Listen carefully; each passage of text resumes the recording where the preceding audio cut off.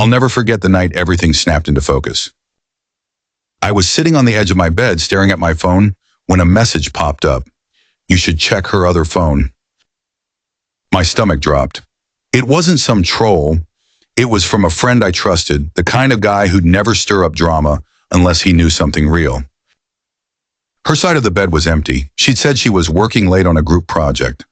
That excuse had become her favorite lately.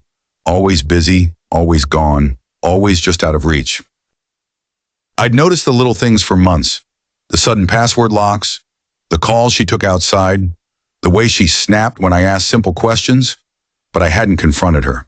Not yet. Because I'm not the type to throw wild accusations. I wanted proof, undeniable, in-your-face proof that she couldn't twist or spin back on me. So I played dumb, smiled, waited, and every day I stacked suspicion like bricks until I had a wall she couldn't break through. And when I finally laid that evidence in front of her, her world collapsed. But before that night, the red flags had already started. At the start, everything looked normal. At least that's what I kept telling myself. I had what most people would call a decent life, a steady job, a small circle of close friends, and a relationship I thought was built on love. Her name was Alina. To me, she wasn't just a girlfriend. She was my anchor, the person I trusted when the world felt too heavy.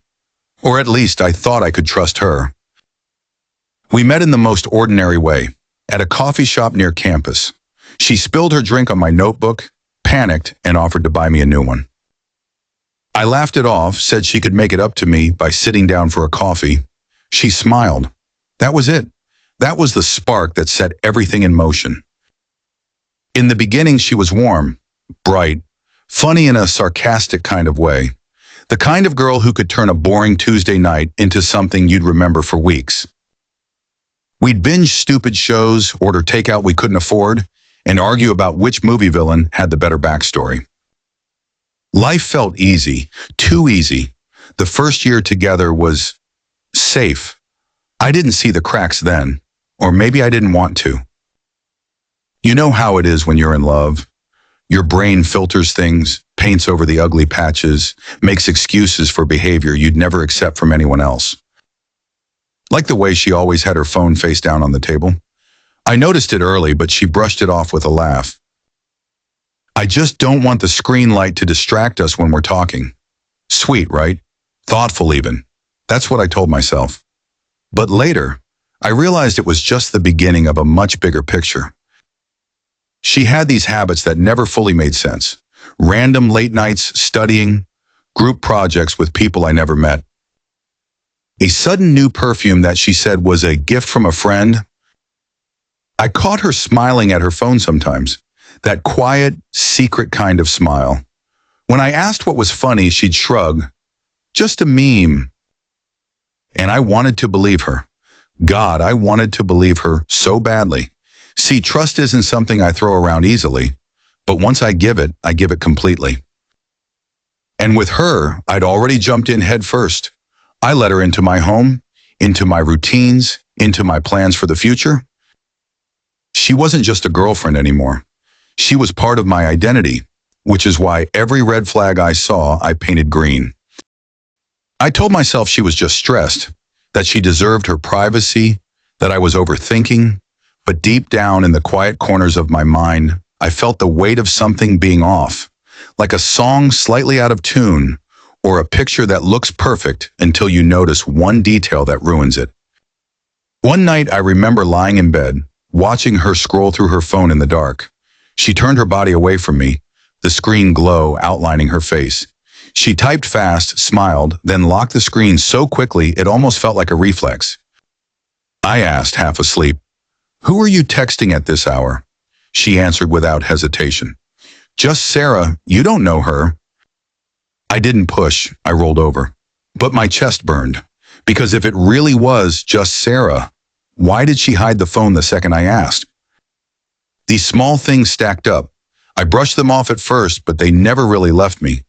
They sat in the back of my mind, waiting, growing, until one day I couldn't ignore them anymore. There was also the way she'd go hot and cold. Some days she was all over me. Hugs, kisses, I love you texts. Other days she was distant, irritated, almost like I was a burden.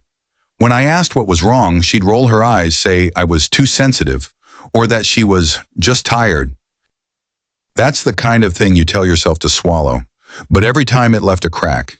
And cracks, well, they don't stay small forever. I still remember the first big argument that made me really question things. I'd planned a weekend trip for us, booked the tickets, even reserved a small Airbnb by the beach. I thought she'd be thrilled. But when I told her, she didn't smile. She frowned. This weekend? I can't. I've got a project meeting. I laughed, thinking she was joking. She wasn't. Her eyes were sharp, defensive. Why would you book it without asking me first? I snapped back. Because I wanted to surprise you. Because couples take trips. That's what they do. She stormed off, muttering about how I never respected her schedule. And maybe she was right. Or maybe she just needed an excuse to not be stuck with me that weekend. I ended up going alone, walking along the shoreline with my thoughts clawing at me. Was she really busy? Or was I being played for a fool? But every time I thought about bringing it up seriously, about really confronting her, I stopped myself. Why? Because love makes you stupid. It makes you bend until you don't even recognize your own shape anymore. I wanted so badly to hold on to what we had, or at least what I thought we had, that I let the doubt chew on me in silence. There was one night, this one I'll never forget, when she came home late, way past midnight. Her hair smelled like cologne. Not hers, not mine, someone else's. I hugged her, pulled her close, hoping to catch some kind of clue. She froze for a split second before forcing a smile. I was with the girls. They smoke a lot, maybe that's what you smell. I laughed it off in the moment, but inside I was screaming, because I knew the difference between cigarette smoke and cologne, and what I smelled wasn't cigarettes. Still, I said nothing. I kissed her forehead, told her to get some rest, and I laid there in the dark with my heart pounding so loud I thought it might wake her. Looking back, I wonder if she could feel me breaking even then. If she turned away from me, not just out of guilt, but because she could sense the walls starting to close in. She thought she was untouchable, that her lies were airtight, but she didn't know me as well as she thought. Because while I was quiet on the outside, inside I was keeping track. I was filing away every red flag, every excuse, every tiny shift in her story, like a detective piecing together a puzzle in the shadows. And slowly, without even realizing it, I was preparing myself for a truth I didn't want to face. But that truth, it was closer than I thought. And what I stumbled upon next didn't just confirm my fears, it blew them wide open.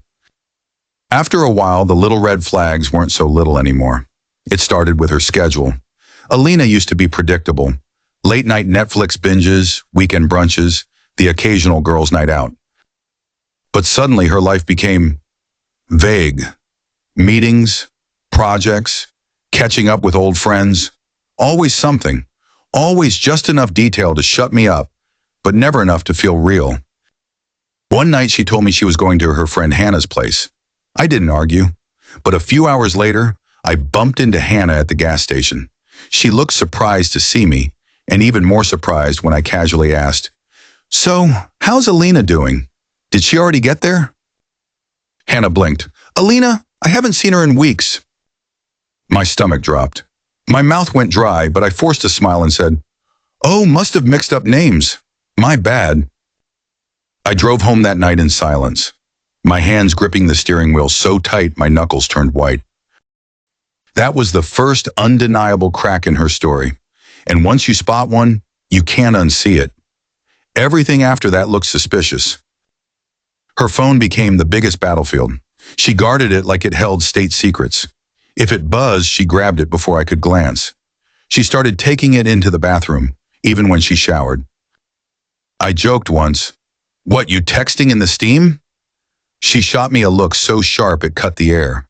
Privacy matters, you know. Privacy. That word stung, because it wasn't privacy. It was hiding. I started watching more closely, noticing things I had ignored before, like how she suddenly had new lingerie, tags still on, but insisted she bought them on sale, or how she wore makeup on days she claimed to be working from home. I told myself maybe I was paranoid. Maybe I was turning into one of those jealous boyfriends who see monsters in the shadows. But then came the night that shattered my doubt completely. She was asleep beside me, her phone on the nightstand. For once, she hadn't tucked it under her pillow or taken it into the bathroom. My chest pounded as I stared at it. I didn't want to be that guy. I didn't want to snoop. But something in me whispered, "This is your only chance." I reached over, slow, careful. My hands shook as I unlocked the screen. And just like that, I hit a wall. Passcode changed. Not the same one she'd had for years. A new one I didn't know. I put it back, my heart hammering so loud it echoed in my ears. She changed the code. That wasn't just paranoia. That was intent. She was hiding something, and she didn't want me anywhere near it. The next day I confronted her gently. "Hey, I tried using your phone last night to check the time, but the code's different. Did you change it?" She froze for a split second, then forced a laugh. "Oh yeah, I just wanted to update my security. You know, hackers and stuff." Hackers. Right, because hackers are always breaking into 20-something women's phones in the middle of nowhere. That night, I made up my mind. I wasn't crazy. She was lying. And if she thought I'd just accept it, she didn't know me at all. I started documenting. Quietly, carefully. I kept track of her work nights, her girls' trips, her unexplained cash withdrawals. I noticed she started dressing differently when she went out. Not casual, not subtle. She'd leave the house looking like she was auditioning for someone else's attention. The universe has a cruel sense of humor sometimes, because just when you're debating whether to act, it drops the truth in your lap. For me, it came through whispers. Mutual friends. People who'd seen her out at bars with coworkers, a little too close for comfort. People who said they didn't want to get involved but thought I deserved to know. Every time someone hinted, I smiled. I nodded, and I said nothing, because I wasn't ready to blow up my life without proof. Then one evening, I came home early. She wasn't expecting me. The lights were dim. The apartment smelled like cologne, not mine. My gut twisted. I searched every corner, every shadow, but no one was there. Still, the smell clung to the air like a ghost. When she walked in later humming, I asked, "Were you here earlier?" She blinked, then nodded casually. "Yeah, just got back from Hannah's." That name again. Hannah. The same friend who hadn't seen her in weeks. I clenched my fist so hard my nails dug into my palms, but I said nothing. It was eating me alive. The lies, the half-truths, the smirks she thought I didn't notice. I knew if I confronted her too soon, she'd twist it, gaslight me, make me the villain. So instead I went deeper. I pulled favors. Called in a friend who knew a guy, a private investigator. It felt extreme, insane even, but my sanity was already on the line. The investigator was quiet, professional. "If there's something going on," he said, "I'll find it." And he did, too quickly almost. Within days, he handed me pictures. Blurry, taken from a distance, but clear enough to tell the story. Alina, my Alina, at a restaurant, leaning across the table, smiling, holding hands with a man I'd never seen before. I stared at those pictures for hours. My chest was hollow, my mind numb. I wanted to scream, to punch walls, to demand answers right then, but I didn't. I slid the photos into a drawer and locked them away. Because I needed more. I needed her to bury herself in her own lies, so when the confrontation came, it wouldn't be a debate. It would be a collapse. The investigator kept digging. More pictures, more nights. Different man, same man, it didn't matter. She wasn't just slipping. She was living a double life right under my nose. And still, I didn't confront her. I played dumb. I kissed her goodnight, brought her flowers, asked about her projects. I let her think she was winning, that she was fooling me, because every lie she told was another nail in her own coffin. But I'll be honest with you, that silence almost destroyed me. Pretending to sleep while she texted, smiling while my chest ached, laughing at her jokes when I wanted to ask, who else gets to hear this laugh? I'd go to the bathroom, stare at myself in the mirror and whisper, hold on, just a little longer. Don't explode yet. And then came the night that changed everything. The night I saw the message that ripped away whatever thread of denial I had left. A notification flashed across her screen while she was in the shower. Just one line, can't wait to see you again, babe. Heart emoji. Babe, not friend, not colleague. Babe, and just like that, the waiting was over. But instead of confrontation, I felt something else. Cold, sharp, calculated. I wasn't going to scream. I wasn't going to beg. I was going to end this on my terms. Because if she thought I was weak, if she thought she could cheat in the shadows forever, she was about to learn exactly who she was dealing with. And what happened next was the beginning of her downfall. The message burned in my head for days. Can't wait to see you again, babe. I'd read it once, twice, 10 times, each word carving into me like a blade. It wasn't some innocent inside joke. It wasn't a misinterpreted text. It was clear, raw, and it was the proof I had been waiting for. But here's the thing. I didn't explode right away. I didn't storm into the bathroom and throw the phone in her face. I didn't scream. Instead, I felt something colder, a calm I didn't recognize in myself. A voice inside me said, not yet. Don't ruin this. Make her bury herself deeper. So that's exactly what I did. The next morning, I acted normal.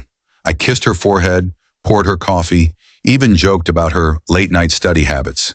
She laughed, oblivious. And inside, I thought, keep laughing. Your time is running out. I spent the next week gathering every shred of proof I could. Screenshots, photos, records from the investigator. I even managed to snag her old phone from a drawer when she wasn't home. And what I found there? Messages she hadn't deleted, half-written drafts, pictures she thought were gone, enough to scorch the earth beneath her. Every day I pretended to be blind, pretended to be in love, pretended not to notice when she slipped out for errands, and came back 3 hours later smelling like someone else's cologne. Pretended not to care when she rolled her eyes at me for asking simple questions. Pretended not to hear when she whispered in the hallway, her voice soft, low, sweet, a tone she hadn't used with me in months. It was torture, but it was also strategy, because if I confronted her too soon, she'd lie, twist, maybe even convince me I was crazy. No, I wanted the kind of evidence that would silence her completely. Then one night, I decided it was time. I invited her to dinner, lit candles, cooked her favorite pasta, played her favorite music. She smiled across the table, sipping her wine, probably thinking I was just her loyal, oblivious boyfriend trying to keep the spark alive. Halfway through dinner, I said, I've been thinking, maybe we should take a trip together. Just you and me. No work, no friends, just us. She froze for a second, then smiled. That sounds nice. Maybe in a few weeks? I nodded. Yeah, a few weeks, plenty of time to wrap things up, right? Her eyes flickered. Confusion, then suspicion. What do you mean? I leaned back, sipped my wine, and said nothing. Just let the silence choke the air between us. That was my first fake out. I wanted her to feel the tension, the hint that I knew something, but not enough to panic. Not yet. Over the next few days, I pulled back emotionally. Less texts, less jokes, less warmth. I wanted her off balance, wondering if she'd lost her grip on me, wondering if I was slipping away, because the moment she thought she was safe was the moment I'd strike. And then, the perfect opportunity came. A friend of mine, the same one who'd first warned me, invited us both to a house party, a casual get-together, nothing dramatic. Elena agreed without hesitation. Maybe she thought showing up together would silence any rumors. Maybe she wanted to parade me around as proof that her lies were airtight. She had no idea I was bringing the evidence with me. The night of the party, she dressed to kill. Red dress, heels, hair perfect. She looked like the kind of woman who could walk into a room and own it. And she did. People smiled, complimented her, asked how we were doing. She clung to my arm, laughing a little too loudly, kissing my cheek like she was trying to prove something. To them, to me, to herself. But all I could think was, this is the last act of your performance. Halfway through the night, I asked everyone to gather in the living room. People thought I was making some kind of toast. Glasses clinked, music lowered, eyes turned to me. Alina looked confused, then amused. "What are you doing?" she whispered. I smiled. "Just wait." I stood in front of everyone, my phone in my hand. "You all know Alina and I started. We've been together for a while now, and I thought tonight would be a good night to share something important." She beamed, probably thinking I was about to propose. Her hand even touched her chest like she was preparing for the moment. Instead, I opened my phone, mirrored it to the TV, and pulled up the folder I'd been saving. Pictures, screenshots, messages, all of it.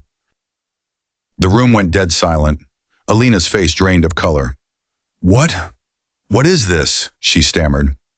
I scrolled slowly, deliberately. Photos of her with another man.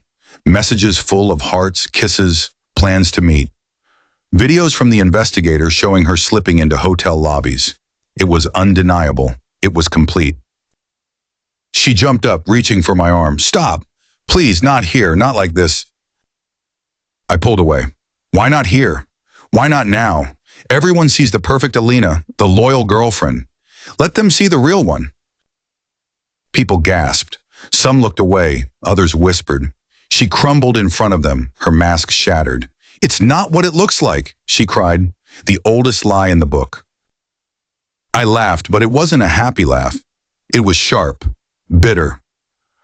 "Then tell me, Alina, what does it look like? Because from where I'm standing, it looks exactly like betrayal." She tried again. "I can explain." "Don't," I cut her off. "You've explained enough. Every excuse, every late-night study session, every fake trip to Hannah's. I gave you every chance to be honest, and you chose to lie. Again, and again, and again." The silence in that room was heavy. People shifted uncomfortably, but no one moved. Everyone was watching her unravel. She collapsed onto the couch, face in her hands, sobbing. "Please, please don't do this. We can fix it. I'll stop. I'll change. Just don't end it like this." And here's the part that might surprise you. For a moment, a tiny part of me wanted to believe her, wanted to rewind the clock, erase the evidence, pretend none of it had happened. That's how powerful love, or the memory of love, can be. It makes you hesitate, even when the knife is still in your back. But then I remembered every night I lay awake while she whispered into her phone. Every excuse, every lie. Every time she made me feel crazy for doubting her, and that hesitation turned into steel. I stood tall, my voice steady. "There's no fixing this, Alina. The only thing left is consequences. You made your choice. Now live with it." And I walked out, left her there, surrounded by people who'd never look at her the same way again. Her sobs echoing behind me, swallowed by the night air as I stepped outside. It wasn't clean, it wasn't painless, but it was final. The days after were strange, quiet, empty, but also freeing. She tried calling, dozens of times, left voicemails, sent long, rambling texts about how she was sorry, how she didn't want to lose me, how the other guy meant nothing. But I never answered. I never needed to. The evidence spoke louder than anything she could say. I blocked her eventually, deleted her number, packed up the things she'd left behind and left them at her friend's doorstep. It was like cutting out a tumor. Painful, bloody, but necessary if I wanted to live again. And slowly the anger faded. The sadness too. What replaced it wasn't happiness. Not yet. But peace. The kind of peace that comes from knowing you faced the storm head on and walked out the other side alive. Sometimes people ask me if I regret the way I confronted her. If it was too harsh, too public. And maybe it was. Maybe there was a gentler way. But after all the lies, all the humiliation, all the silent nights of doubt, no. I don't regret it. She wanted to play with fire. She just didn't expect to get burned in front of everyone. And me? I learned something. A brutal lesson, but a necessary one. If someone shows you red flags, don't paint them green. If someone changes before your eyes, don't close yours. Because love shouldn't make you feel like you're losing your mind. It shouldn't be a puzzle you have to solve. It should be trust. Simple, honest, real. And if it's not, then it's not love. It's a lie with good lighting. So no, I didn't confront her until the evidence was overwhelming. But when I did, it was the last time she ever underestimated me. She thought she was playing chess, but I was playing checkmate.